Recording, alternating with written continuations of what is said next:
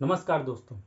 हम जो है सी सेट के अंतर्गत जो बेसिक न्यूमेरिसी स्टार्ट करने वाले हैं, उसके अंतर्गत जो पहला टॉपिक है नंबर सिस्टम, संख्या पद्धति, उसे हम स्टार्ट कर रहे हैं।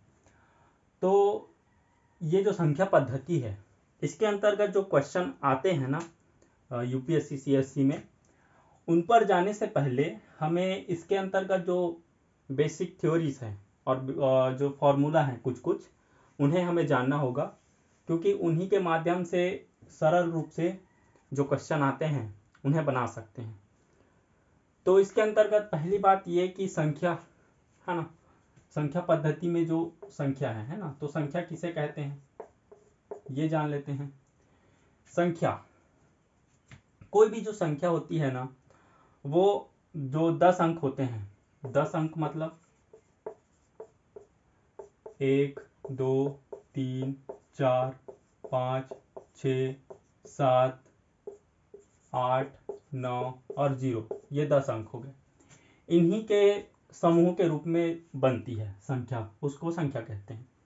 इन्हीं के रूप में बनती है, जैसे कि फॉर एग्जांपल 101 हो गया, 102 हो गया, 201 हो गया, जो भी है ना। इधर जो संख्याएं बनती है इन्हीं के समूह के रूप में उनको संख्या कहते हैं, राइट। अब संख्या के प्रकार को जान लेते हैं।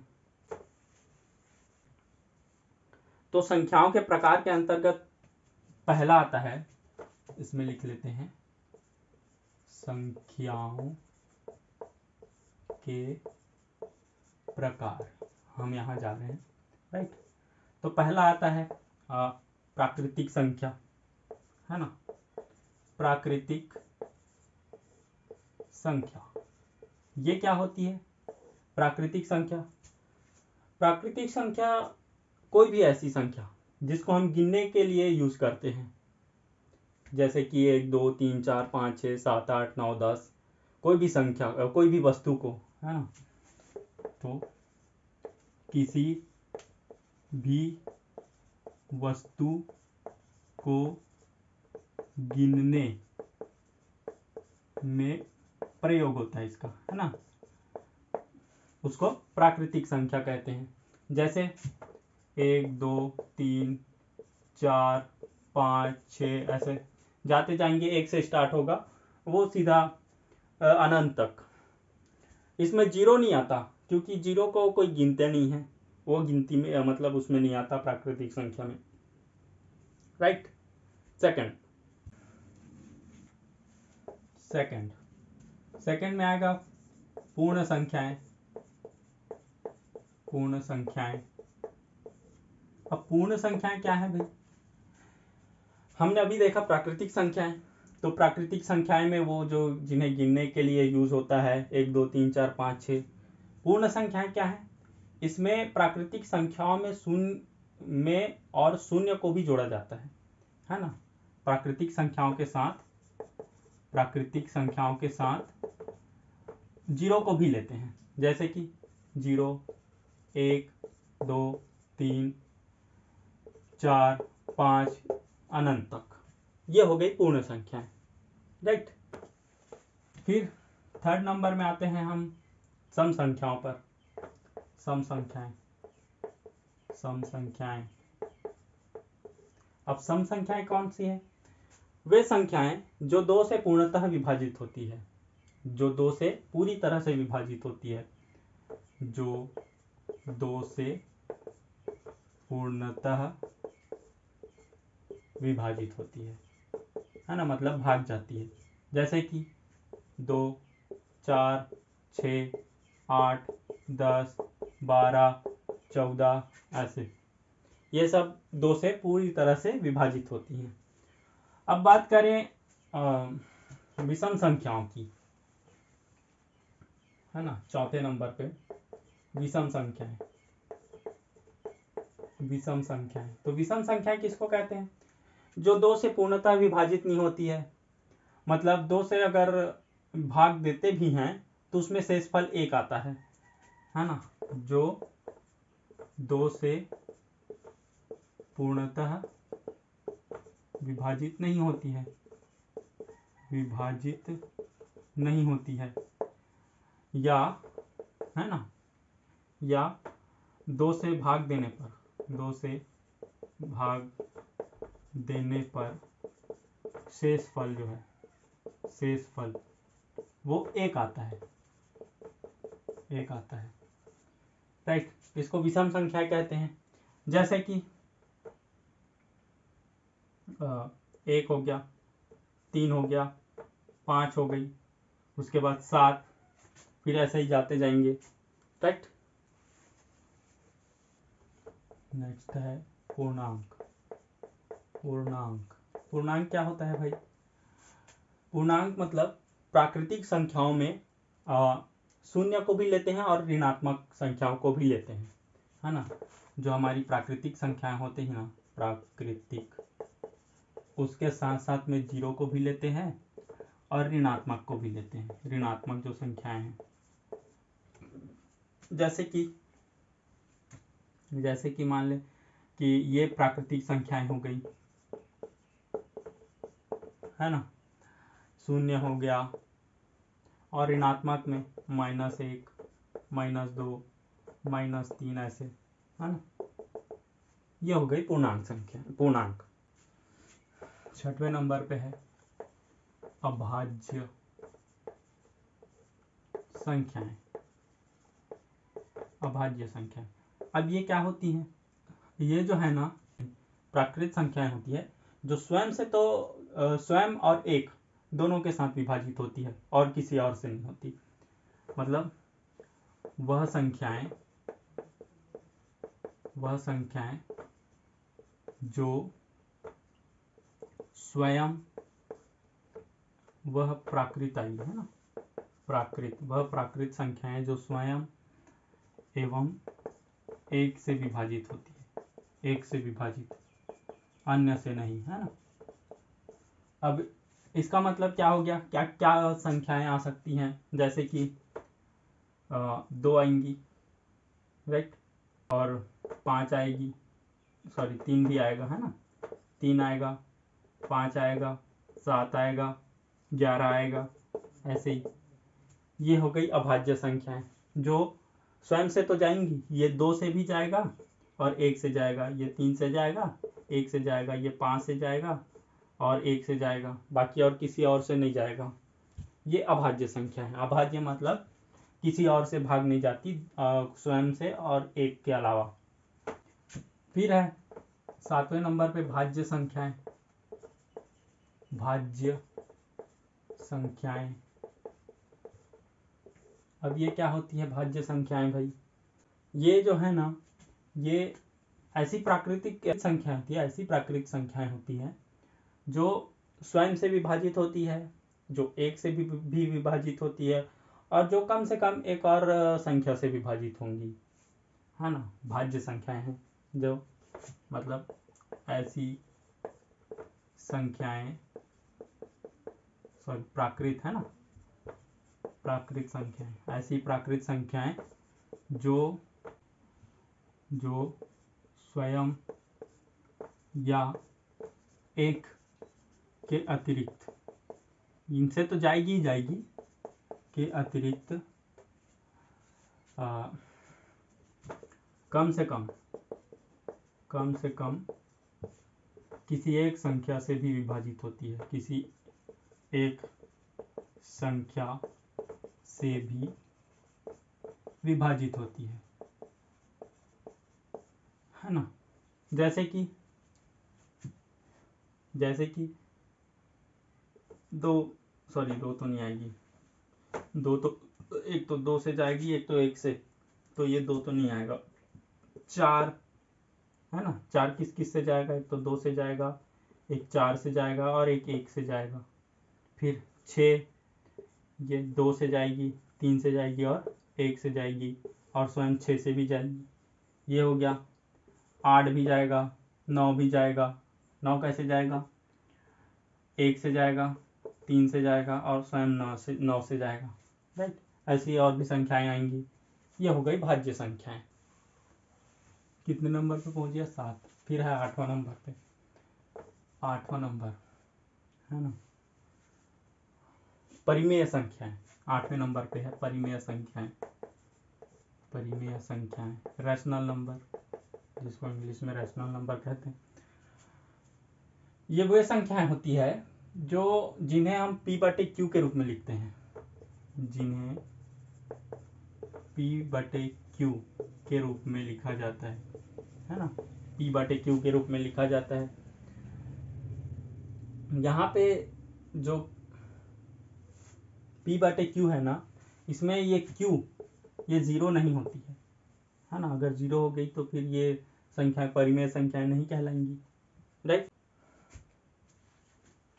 ये जो दोनों होती है ना, ये पूर्णांक संख्याएं होती है ना, पूर्णांक संख्याएं होती है। अब परिमेय संख्याएं एग्जाम्पल क्या हो सकते हैं, जैसे कि 2/3 हो गया, 11/17 हो गया, ऐसे ही है ना। ये जो परिमेय संख्याएं हैं ना, मतलब हर पूर्णांक संख्याएं परिमेय संख्याएं होती है।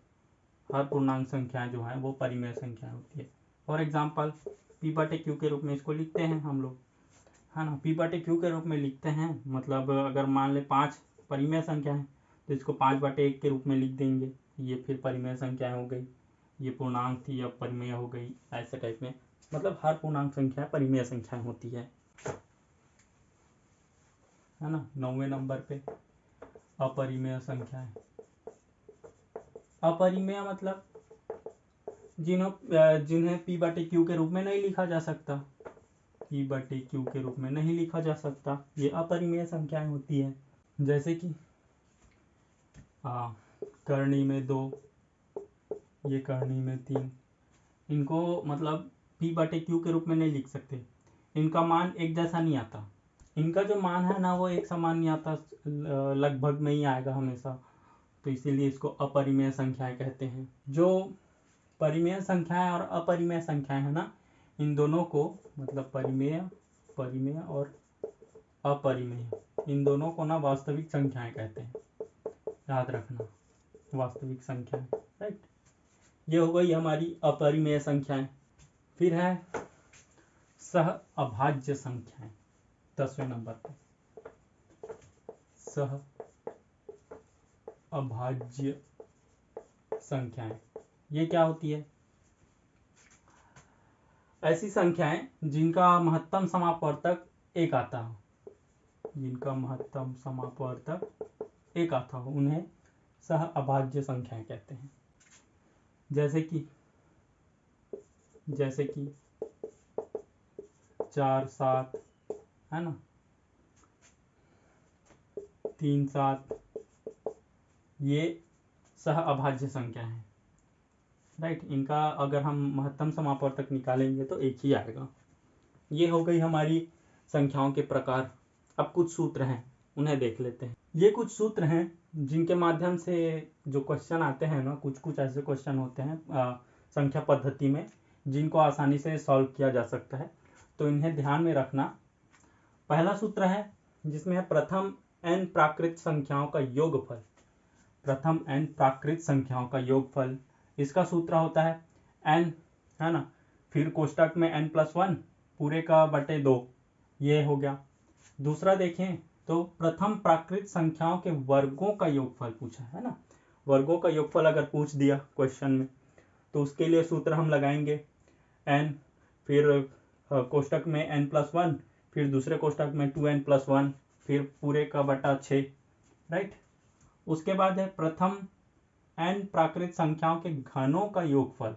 वर्गों का हमने देख लिया, अब घनों का योगफल। घनों का योगफल इसमें n, फिर कोष्टक में n+1 बटे 2 पूरे का स्क्वायर, राइट।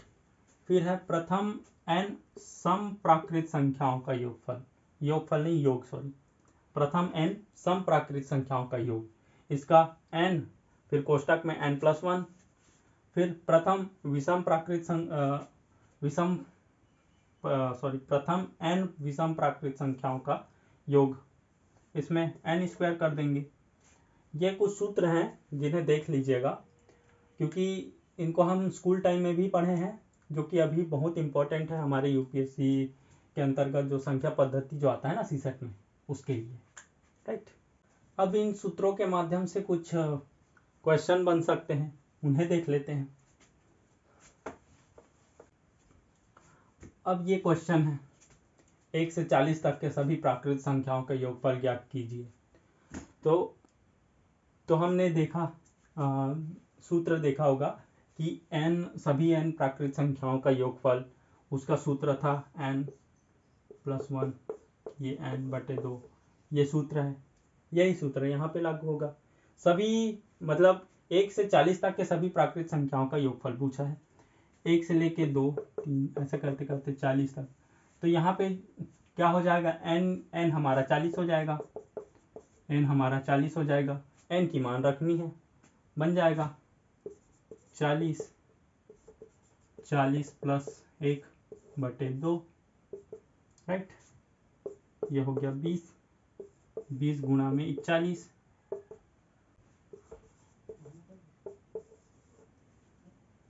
ये हमारा प्राकृत संख्याओं का योगफल निकल गया 820।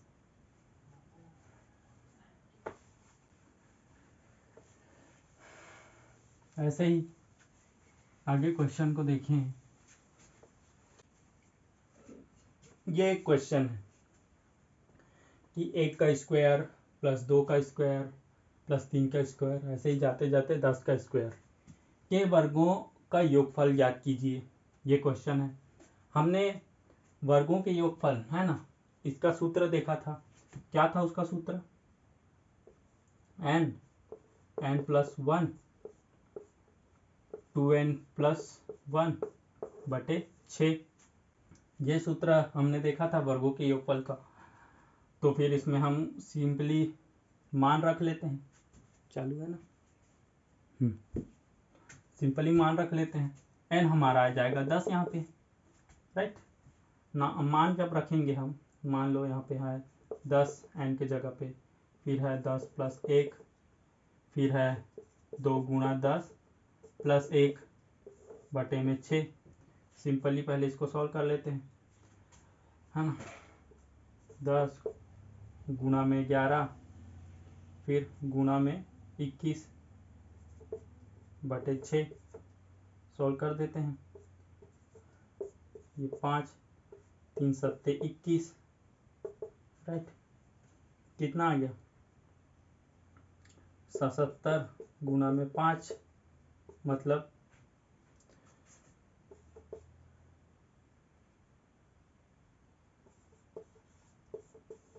385, ये उसके वर्गों का योग हो गया। तो अभी के लिए इतना ही। नेक्स्ट वीडियो में इसका और भी जो क्वेश्चंस हैं और यूपीएससी में जो क्वेश्चन पूछा है ना संख्या पद्धति में, उस पर जाएंगे। तो अभी के लिए धन्यवाद। वीडियो पसंद आई हो तो लाइक, शेयर और सब्सक्राइब जरूर कीजिएगा। अच्छा, जाते जाते एक चीज़ और, कि अगर हम जैसे कि कोई सब्जेक्ट मतलब जैसे कि कोई हम टॉपिक पढ़ते हैं, जैसे कि आज हम संख्या पद्धति पढ़ रहे हैं, अभी और बचा है इसमें, तो यूपीएससी में क्या क्या क्वेश्चन पूछा गया है इन्हें देखेंगे। आप भी देखते रहिए और साथ ही साथ क्वेश्चन जो आए हैं, जो नहीं आए हैं, कोई भी क्वेश्चन संख्या पद्धति के अंतर्गत, उन्हें सॉल्व करने का कोशिश कीजिए, क्योंकि वही आपको यूपीएससी क्रैक करने के लिए सफल बनाएगी, वही बात है। तो लगे रहिए। बाकी धन्यवाद।